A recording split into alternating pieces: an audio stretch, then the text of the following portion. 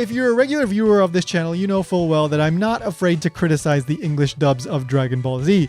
And because of that, I've gotten many negative comments about, well, what I say about the English dubs of Dragon Ball Z.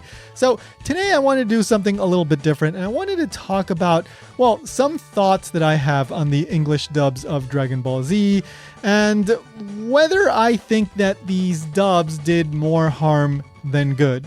Let's get into it. Hey guys, Tony here and welcome to the channel. So normally I do videos that are much more edited than this one is going to be. Today it's going to be a bit more casual. I just want to talk about my thoughts on the English dubs of Dragon Ball Z and, well, whether they did more good than bad. And some of you may think that I have a very negative view of the English dubs of Dragon Ball Z, that I hate all the dubs, and that I hate dubs in general. But that's not the case.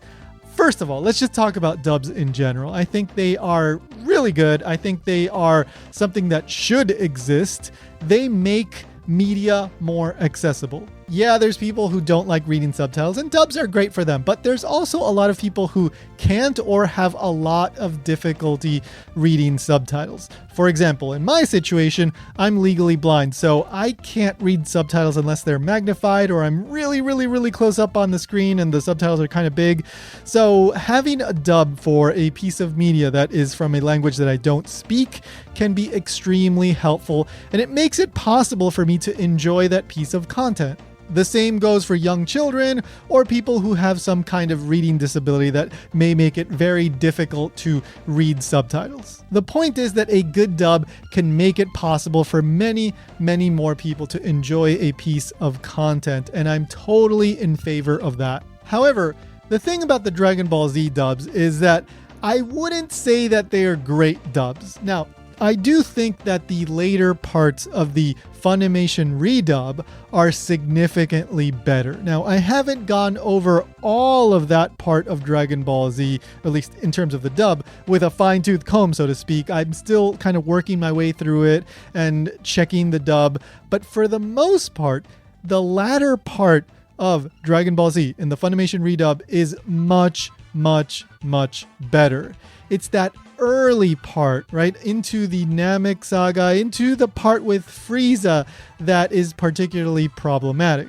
I've done multiple videos about this topic, comparing the various dubs and explaining why they're not good. So if you want to watch that, check that out. I'll include a link down below in the description.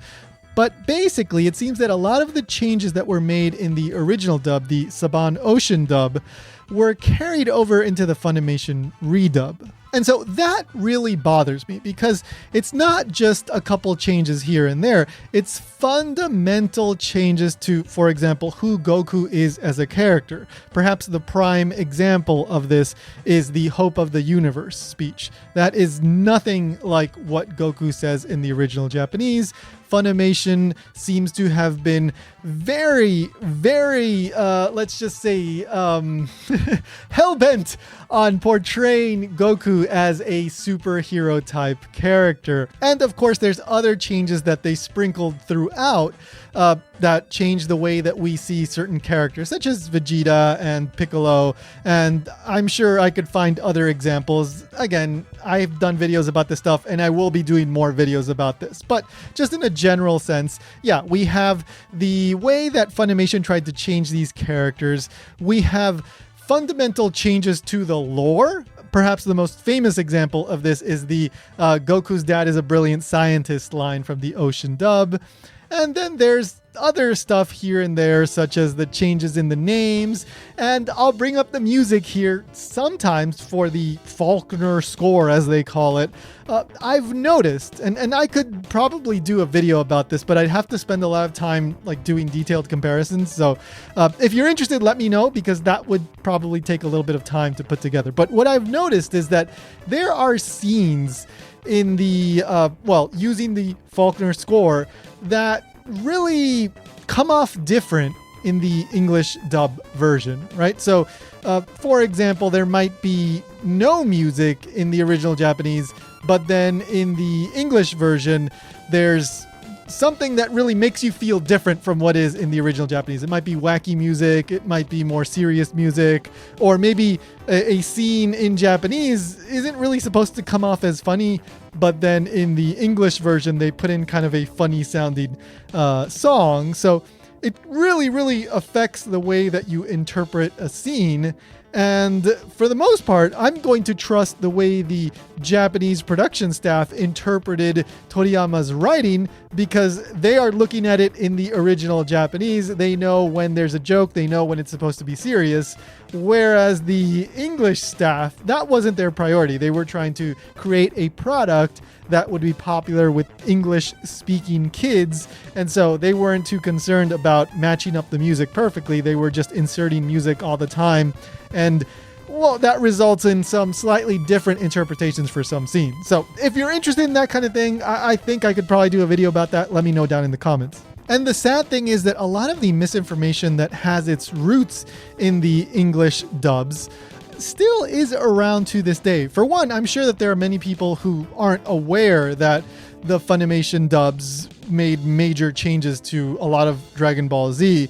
But two, a lot of this stuff made its way into Dragon Ball Wiki and those kinds of websites, and they still pop up from time to time. So yes, in a sense, I do think that the English dubs of Dragon Ball Z have done harm to the English-speaking Dragon Ball fandom, because their version of Dragon Ball Z is not what I would say most of the rest of the world got. Obviously, in Japan, they got the Japanese version. There's no problem there, but there's many other places around the world that got pretty good dubs. For example, I often bring it up, but the Mexican/Latin American Spanish dub of Dragon Ball Z is, for the most part, very, very accurate. And they keep a lot of the names, but not just that. They don't make crazy changes like the Hope of the Universe thing, or, for example, Goku saying that Vegeta was the great ape that killed his grandfather, and I could keep going and going. So the Spanish-speaking fandom in Latin America's impression of what Dragon Ball Z is very close. Maybe there's some exceptions here or there, but I think is very, very close to the Japanese interpretation of what Dragon Ball, and, well, particularly Dragon Ball Z in this case, is. And here's something that really frustrates me about this whole situation. When you're a kid watching Dragon Ball Z on TV, right? Let's just say back in the 90s or in the 2000s, or even today, let's just say your dad gives you a DVD of Dragon Ball Z and you're watching the Funimation redub. You just assume that that is what was originally written. You may not even notice right away that this isn't an American thing. It may take you a little while to realize it's Japanese, but even after you realize that, your first assumption isn't that they made a whole bunch of changes. No, you just accept it for what it is. And Funimation, as far as I'm aware, they never really made it clear that they had made a lot of changes to the dialogue and the story itself. For example, they released, I'm sure VHSs, but also DVDs of the uncut and uncensored versions of Dragon Ball Z. But in those uncut and uncensored versions, yeah, the visual censorship was removed, and they put back in the scenes that they had cut out, but the dub is still the dub. There's still changes there.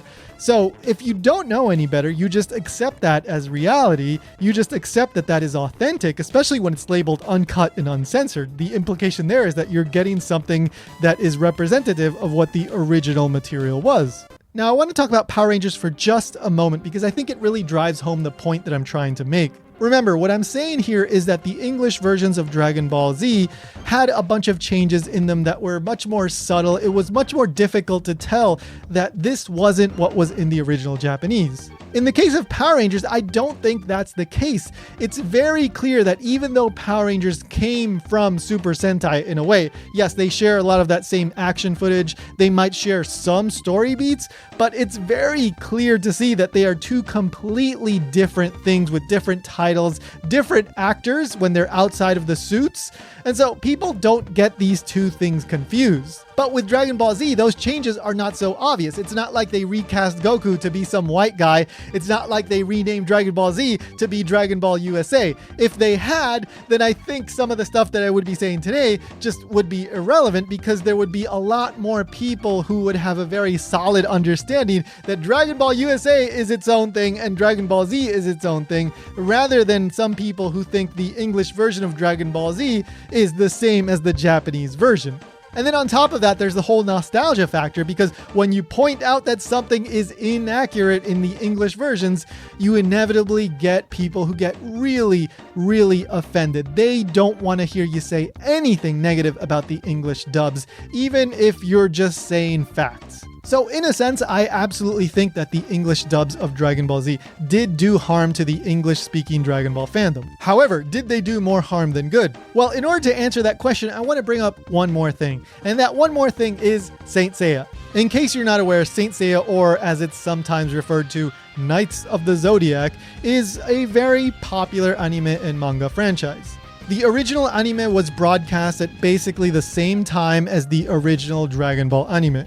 It continues to have a dedicated fan base in Japan. It also has a very strong fan base in Latin America, I believe in France as well, and some other parts of Europe.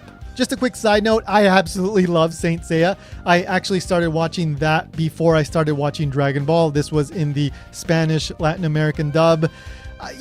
Saint Seiya is awesome, and it really saddens me that it never took off in the US. And that's basically the point that I'm trying to make here, that Saint Seiya missed its release window. So Saint Seiya did get a release on Cartoon Network in 2003. They aired about 32 episodes, I think. I think they produced 40 from what I saw, but then the last 8 were not aired because the show just got canceled. It never took off in popularity. People just didn't really gravitate towards it. But also, the version that aired on Cartoon Network wasn't very good. For example, they changed the opening song to... okay, just remembering this makes me laugh. They changed the opening song, which the original opening song is so good. I love the original opening song for Saint Seiya, but they changed that song to the popular 80s song I Ran by Flock of Seagulls. If you haven't watched this, go look it up. It is hilarious. So the adaptation wasn't particularly good. They aired this in the middle of the night. And this was also years after Dragon Ball Z had already started airing in the US. That was in 1996, and then eventually it made its way to Cartoon Network. There were other things going on, Gundam Wing and G Gundam, and a bunch of other stuff was already on TV. So by the time Saint Seiya made it to the US, the animation looked even more dated than it already was, because we're talking about an anime that started airing in 1986. And also, the market was a lot more saturated. Something like Saint Seiya just didn't stand out as much. And look, I'm not going to say that Dragon Ball Z only became popular because of when it came out. I think Dragon Ball Z and Dragon Ball in general is wonderful. I think the character designs are great. A lot of the story stuff is awesome. It's a really fun show. And Dragon Ball Z specifically, I think, has a lot of elements that really appeal to the American side of the fandom. There's the whole science fiction thing. There's the epic battles. There's the martial arts and the beams. We were already primed for Dragon Ball Z to be popular in the US because of things like Street Fighter and a lot of the other Japanese media that was slowly making its way into the US in the 90s. So that was absolutely a factor. But had Saint Seiya come out in the mid-90s, for example, I think that it would have had a much higher chance for succeeding. Would it have succeeded? Would it have become a massive success? I have no idea. But by 2003, 2004, I think it was already too late for Saint Seiya. And even though there have been other attempts to raise the popularity of Saint Seiya in English-speaking countries, for example, in 2019, there was a CG adaptation of Saint Seiya that made its way to Netflix. I didn't even know that was a thing until yesterday when I was looking Saint Seiya stuff up, because I knew I was going to be talking about Saint Seiya for this video. And then I watch clips on YouTube and I go, wow, I had no idea about this. As a Saint Seiya fan, I was surprised because I thought I would have heard about this. But that just goes to show that, yeah, it just isn't a thing that gets a lot of coverage within the English-speaking anime fandom. So this is all to say that I think that if Dragon Ball Z hadn't come out when it did, it might not have ended up being the massive success that it is. So I think that it would have become popular because Dragon Ball is great. Dragon Ball Z is awesome. It would have caught on, but it might have been relegated to something that was a bit more underground, the kind of thing that people were watching on DVDs and VHS tapes, and the kind of thing that people would be saying, the fans of Dragon Ball Z would be saying, this is so underrated, I think more people need to watch this. And so it would be successful, but it just would not be the massive thing that it is now today, because remember, the reason why it is what it is today is because it was airing after school on Cartoon Network. Kids would come home, they would watch this, it was dubbed, then they could get their parents to buy them the toys and the video games, and it just blew up and kept growing and growing and growing and growing. And so if we approach this from that perspective, I think we can say that the English dubs of Dragon Ball Z did a lot of good, because I would much rather Dragon Ball be popular in English-speaking countries than not popular, like Saint Seiya, right? Again, if you're a fan of Saint Seiya, let me know down below, but that's the reality. Saint Seiya is just not a massive property in English-speaking countries. And because Dragon Ball is so popular outside of Japan and in the US and English-speaking countries, we've gotten so much more stuff, whether it's new media, new anime, new movies, figures and games and all that stuff. We've gotten so much of that because there's money to be made. Now, more doesn't always equal better. I have a lot of problems with Dragon Ball Super and Dragon Ball Daima, and for example, figures have gotten ridiculously expensive. So there's definite problems with this whole more mentality that sometimes we get from massive corporations. But I'd much rather Dragon Ball Z be a popular, vibrant thing than something that is more underground and something that, well, let's just say that people aren't talking about as much. So if we consider all of this, I have to say that I think that the English dubs of Dragon Ball Z actually did more good than harm. We don't know how things would have played out if Dragon Ball Z would have come out in 2003 rather than in 1996 in the US, but it is what it is, right? The past is the past. We cannot change that. Yeah, I wish that some things would not have been changed in the way that they have been changed, but whatever. The past is the past. We now have Dragon Ball the way it is now, and I'm totally okay with that. And now more than ever before, we have resources online on Kanzenshu, on YouTube. We have people talking about the differences in the original Japanese to the English and all that. So that's great. The people that want to learn this stuff can look it up. They can find this information and they can educate themselves. So that's great. And look, if we hadn't gotten the English dubs of Dragon Ball Z, we also wouldn't have gotten awesome lines like this one. Having these balls makes me feel something that resembles joy, I think.